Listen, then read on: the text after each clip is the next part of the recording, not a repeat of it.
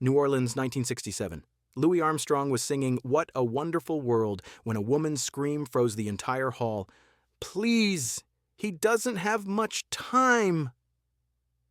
15,000 people held their breath. Louis lowered his trumpet and stopped the orchestra. At 66 years old, a legend with 50 years of career and thousands of concerts behind him, he was stopping a show mid-performance for the first time in his life. The woman in the third row had stood up, holding a 9-year-old boy in her arms, Matthew Carter. The child was so thin, so pale that Louis could see it even from the stage lights. But Matthew's eyes were shining because he was watching his greatest hero. Louis made a decision in that moment, a decision that would change not just Matthew's life, but the lives of 15,000 people. Because that night, Louis Armstrong witnessed a miracle on stage. Something doctors said was impossible happened. But the story goes much deeper than that. So what did Louis do that night? And did Matthew really survive that evening? The answer reveals one of music history's most beautiful and heartbreaking stories. But to understand why Louis reacted so deeply, we need to go back a few weeks. If this story has touched your heart, please subscribe to our channel, because what you're about to discover will remind you why music matters, why compassion matters, and why some moments change everything. 3 weeks before that August night in New Orleans, Louis Armstrong was in his home in Corona, Queens, New York, feeling the weight of his 66 years. His doctor had just told him that his heart was getting weaker, that he needed to cancel his upcoming tour and rest. But Louis had never been good at resting. He had concerts scheduled, people who had bought tickets months in advance, fans who were counting on him. How could he disappoint them? So Louis made a compromise with his doctor. He would do the New Orleans show because it was a homecoming concert, a charity event for the Children's Hospital where he had once been treated as a boy. After that, he promised, he would slow down. But what Louis didn't tell his doctor was that, lately, something had been bothering him more than his failing heart. He had been thinking about children, sick children, suffering children, children who would never get to grow up and experience the wonderful world he sang about. The previous month, Louis had visited a children's hospital in Chicago, and what he saw there had shaken him deeply. Room after room of kids fighting battles no child should have to fight. Some were bald from treatment, some were connected to machines, some were so weak they could barely lift their heads. But when Louis walked into those rooms with his trumpet, something magical happened. The children's faces lit up. They smiled, they laughed, they sang along to his songs. For a few minutes, they forgot about their pain and just enjoyed being kids. One little girl, maybe 7 years old, had asked Louis, "Mr. Armstrong, if I listen to your music every day, will I get better?" Louis had smiled and said yes, but inside, his heart was breaking because he knew that wasn't how it worked. Music couldn't cure cancer. Music couldn't fix broken bodies.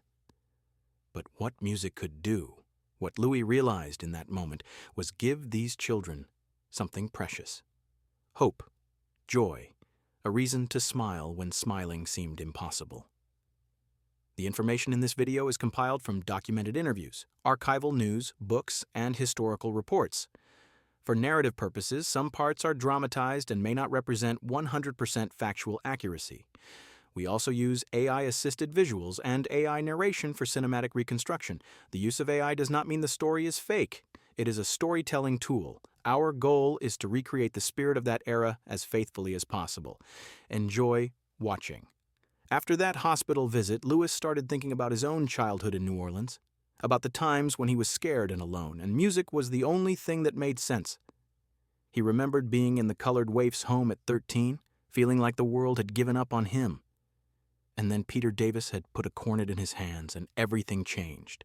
Music had saved Louis's life. It had given him purpose, identity, a future. And now, 50 years later, Louis wanted to give that gift to other children who needed it.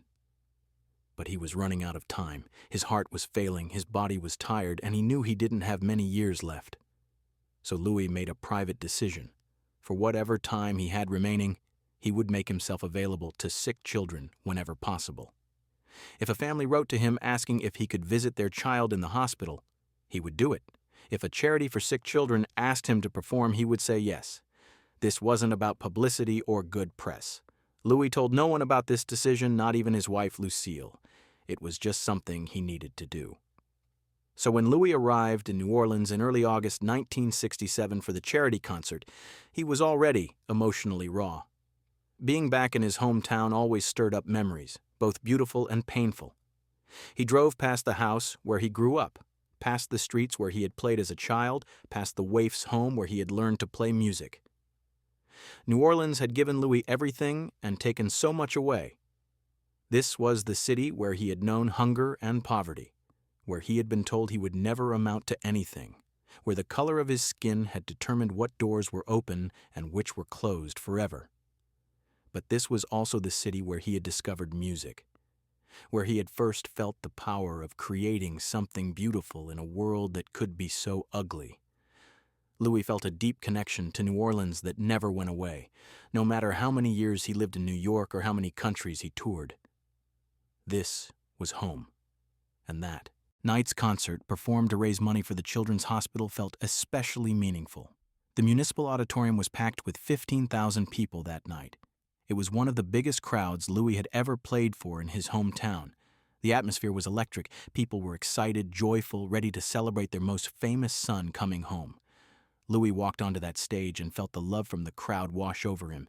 He played his trumpet, he sang his songs, he gave them everything he had. By the time he got to What a Wonderful World, the audience was completely captivated. This song, recorded just a year earlier, had become one of Louis's signatures. People loved its message of hope and beauty in a world that often seemed dark and troubled. Louis began singing in that distinctive gravelly voice that everyone recognized, pouring his heart into every word. I see trees of green, red roses too. I see them bloom for me and you, and I think to myself, what a wonderful world. That's when he heard the scream. Please stop. He doesn't have much time.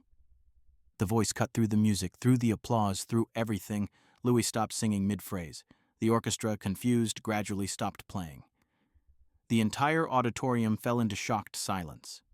15,000 people trying to figure out what was happening. Louis squinted into the audience, trying to see where the voice had come from. The spotlight operator, sensing something important was happening, began sweeping the light across the third row where the scream had originated. And then Louis saw them. A woman standing, tears streaming down her face, holding a small boy in her arms. Even from the stage, Louis could see that something was very wrong with this child. He was too thin, too still, and the way the mother held him suggested he was barely conscious. What would you have done in Louis's position? Continued the show or stopped everything? Share your thoughts in the comments. Louis didn't hesitate. He put down his trumpet and walked off the stage.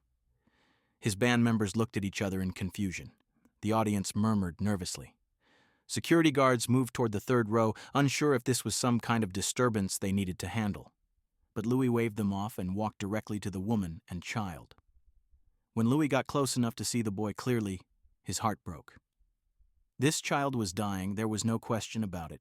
Louis had seen enough suffering in his life to recognize when someone was in their final moments. The boy's skin was almost translucent, his breathing shallow and labored. His eyes were barely open, but when he saw Louis Armstrong standing in front of him, those eyes widened slightly with recognition and wonder. "What's his name?" Louis asked the mother gently. The woman, sobbing, could barely speak. Matthew Carter. He's 9 years old. He has cancer. The doctor said he only has hours left. All he wanted was to hear you sing What a Wonderful World one more time before... She couldn't finish the sentence. Louis knelt down so he was eye level with Matthew. "Hey there, Matthew. I'm Louis. Your mama tells me you like my music." The boy tried to speak but couldn't manage more than a whisper. "I love you, Mr. Armstrong. You make the world wonderful." Those words hit Louis like a physical blow. Here was a 9-year-old boy, dying, suffering, with every reason to be angry at the world, and he was talking about beauty and wonder. Louis felt tears starting to form in his eyes, but he blinked them back. Matthew, would you like to come backstage with me for a minute? I want to play something special just for you. The boy's eyes lit up with a spark of life that seemed impossible given his condition. His mother looked at Louis with desperate hope. Is that okay? Can we go backstage? Louis smiled. Ma'am, tonight you're my special guests. Come with me. If you're feeling the emotion of this moment, please subscribe. This story gets even more powerful. Louis carried Matthew in his own arms backstage, the mother following closely behind. The entire auditorium watched in confused silence as Louis disappeared into the wings with this family. Backstage, Louis found a quiet corner away from the stage crew and the band members. He sat down in a chair and held Matthew in his lap like a father holding his son. Matthew, I'm going to play What a Wonderful World again, but this time just for you. No microphone, no audience, just you and me. Would you like that? Matthew nodded, too weak to speak. His mother stood nearby, crying quietly, knowing she was watching her son's final moments, but grateful beyond words for this unexpected gift. Louis picked up his trumpet. No amplification, no stage show, just the pure sound of brass and breath and soul. And then Louis Armstrong, in a dimly lit corner backstage at the Municipal Auditorium in New Orleans, played What a Wonderful World for an audience of one dying boy. The music that came out of that trumpet was different from anything Louis had ever played before. It was softer, more intimate, filled with a tenderness that only comes when you're playing for someone you love. Louis played every note as if it were a prayer, a blessing, a final gift to a child who deserved so much more than life had given him. And as he played, something remarkable happened. Matthew's breathing steadied. His eyes, which had been half closed, opened fully. A small smile appeared on his face. For those 3 minutes, Matthew wasn't dying. He wasn't in pain. He was just a 9-year-old boy listening to beautiful music, feeling loved and special and important. When the song ended, Louis held Matthew close and whispered, "You're a brave boy, Matthew, braver than anyone I've ever met." Matthew whispered back, "Thank you for making my last day wonderful." But then Louis made a decision that would change everything. "Matthew, your last day?" "No, sir, this isn't your last day. This is your first day. Your first day of having 15,000 friends who love you. Come with me." Before Matthew's mother could protest, before anyone could stop him, Louis stood up with Matthew still in his arms and walked back onto the stage. The audience gasped when they saw Louis emerge from the wings carrying a small child. Louis walked to the center of the stage, adjusted the microphone, and spoke directly to the 15,000 people in that auditorium. "Ladies and gentlemen, I want you to meet my friend Matthew Carter. Matthew is 9 years old, and he's been fighting a very hard battle. Tonight was supposed to be his last night, but I don't believe in last nights. I believe in music, and I believe in love, and I believe that when 15,000 people sing together, miracles can happen. So I'm going to ask you all to help me sing What a Wonderful World one more time, and we're going to sing it for Matthew." The entire auditorium erupted in applause. People were standing, crying, shouting encouragement. Louis sat down on a stool they brought onto the stage, still holding Matthew in his lap. The orchestra began playing What a Wonderful World again, and this time, Louis didn't just sing. He invited everyone to sing with him. And 15,000 voices joined together in perfect harmony. "I see trees of green, red roses too. I see them bloom for me and you. And I think to myself, what a wonderful world." The sound was overwhelming, beautiful, transcendent. It wasn't just a song anymore. It was a collective prayer, a mass expression of love for one dying child. Matthew in Louis's arms was crying. His mother standing in the wings was sobbing. And Louis, the man who had performed for presidents and kings, who had played Carnegie Hall and toured the world, said later that this was the most important performance of his entire life. When the song ended, the applause lasted for 15 minutes. People didn't want the moment to end because they knew they had been part of something sacred. Louis carried Matthew back to his mother, but before he let him go, he made a promise. "Matthew, I'm going to call you every week, and I'm going to keep calling you until you tell me to stop. Deal?" Matthew, exhausted but smiling, nodded. That night, Matthew Carter didn't die. The doctors had said he had hours, maybe a day at most. But Matthew made it through the night, and the next day, and the next week. Against all medical predictions, Matthew's condition stabilized. He wasn't cured. Cancer doesn't work that way. But something in him had changed. He had a reason to keep fighting. He had weekly phone calls from Louis Armstrong to look forward to. For the next 8 months, Louis kept his promise. Every Sunday afternoon, no matter where he was in the world, Louis would call Matthew. They would talk about music, about life, about Matthew's dreams for when he got better. Louis would play his trumpet over the phone for Matthew. He would tell jokes to make the boy laugh. And Matthew, against all odds, kept living. The doctors were baffled. Matthew's cancer wasn't going away, but he was surviving far longer than medical science said was possible. His mother later said, "Those phone calls were what kept Matthew going. He would mark the days on his calendar, counting down to Sunday when Mr. Armstrong would call. He had something to live for." Louis also sent gifts, a toy trumpet, recordings, letters written in Louis's own handwriting. He arranged for Matthew to meet other musicians. He made sure Matthew knew he was loved, that he mattered, that his life had meaning. In April 1968, 8 months after that concert in New Orleans, Matthew Carter passed away peacefully in his sleep. He was 9 years old. He had lived 8 months longer than doctors said was possible. His last 8 months were filled with joy, with music, with the knowledge that Louis Armstrong, his hero, called him every single week without fail. When Louis heard the news of Matthew's passing, he wept. But they weren't tears of regret. They were tears of gratitude. Grateful that he had been in New Orleans that night. Grateful that he had heard that mother's cry. Grateful that he had been able to give Matthew 8 more months of wonder in what should have been a wonderful world. At Matthew's funeral, Louis sent his personal trumpet, the one he had played backstage that first night, to be placed in Matthew's casket. The inscription on it read, "For Matthew, who taught me what courage really means. Love, Satchmo."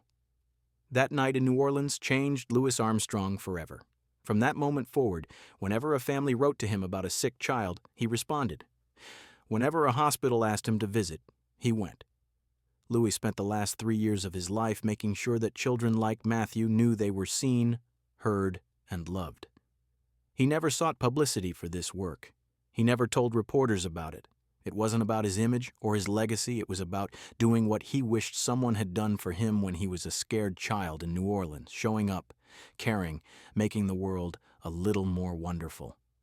When Louis Armstrong died in 1971, hundreds of letters arrived from families of sick children thanking him for the time he had spent with their kids. Many of those families said the same thing. "You gave our child hope when there was no hope. You made them feel special when they felt forgotten. You showed them that the world could still be wonderful, even in the darkest moments." Today, more than 50 years after that concert in New Orleans, the Louis Armstrong Foundation continues his work with sick children. They fund music therapy programs in children's hospitals. They provide instruments to kids fighting serious illnesses. They carry on Louis's belief that music can heal what medicine cannot. Not the body, perhaps, but the spirit. And somewhere in the archives of the Municipal Auditorium, there's a recording of that night in 1967. If you listen carefully, you can hear the exact moment when Louis stops singing, when the mother screams, when 15,000 people collectively hold their breath. You can hear Louis's footsteps as he leaves the stage, and if you listen very, very carefully, you can hear something else. The sound of 15,000 people learning that compassion matters more than entertainment, that one child's life is worth stopping everything for, that sometimes the greatest performance isn't about the music at all, it's about the love. Matthew Carter lived for 8 months after doctors said he had hours. Those 8 months don't sound like much. 8 months is less than a school year. It's barely 2 seasons. In the grand scheme of a life, 8 months is nothing. But for Matthew, those 8 months were everything. They were Sunday phone calls with his hero. They were learning to play a toy trumpet. They were watching his favorite musician on TV and knowing that Louis was thinking of him. They were feeling special, important, loved. They were proof that he mattered, that his short life had meaning, that the world, his world, really was wonderful.